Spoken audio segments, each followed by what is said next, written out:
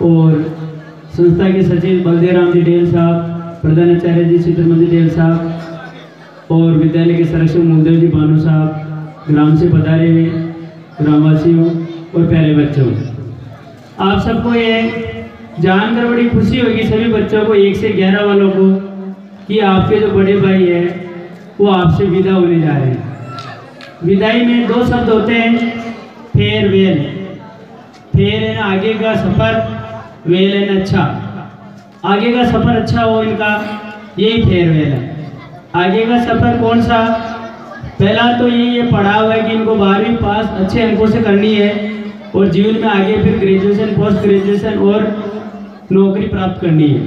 तो ये सारी बातें बच्चों जो 1 से 11 में आप पढ़ रहे हो, छोटे बच्चों, आपके लिए एक प्रेरणादायक बात है कि इस प्रकार का एक रिवाज है विद्यालयों में कि जो सबसे बड़ी क्लास होती है विद्यालय की, उसके बच्चों का विदाई समारोह हर वर्ष आयोजित किया जाता है।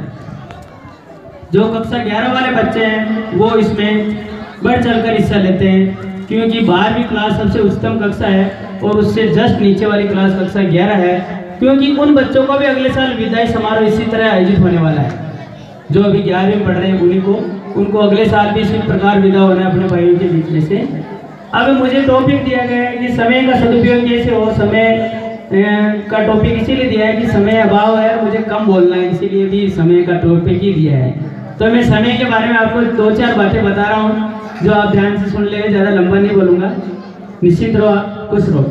तो सबसे पहले समय का ये है कि आप सुबह उठने में यदि किसी बच्चे को, जैसे मेरा जो पढ़ने का जो हैबिट थी वो रात को ज़्यादा पढ़ने की थी, तो जिस बच्चे की रात को ज़्यादा पढ़ने की हैबिट हो वो 12-1 बजे तक पढ़ ले हुए, उसके बाद वो आराम से 6 या 7 बजे उठे। और जिस बच्चे को शाम को नींद ज़्यादा आती हो वो सुबह जल्दी 4 बजे उठे और उसके बाद आराम से पढ़े।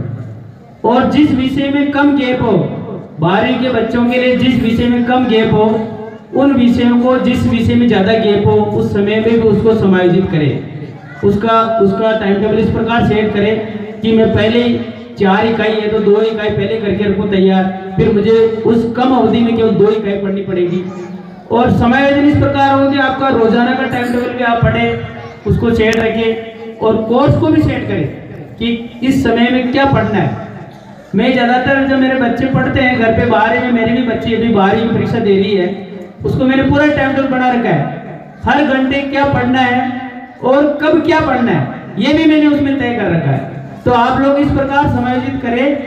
अपन इतना टाइम भी नहीं है कि अपन अभी सारे समायोजित कर ले, लेकिन मेरा ये सुझाव आप लोगों से कि आप इस प्रकार टाइम टेबल सेट करें कि आपका सिलेबस भी सेट हो, आपका समय भी सेट हो, आपका गैप भी सेट हो, और आप इस प्रकार जिस प्रकार अभी एसपी साहब ने बताया कि कॉन्फिडेंस, आत्मविश्वास पैदा हो जाए।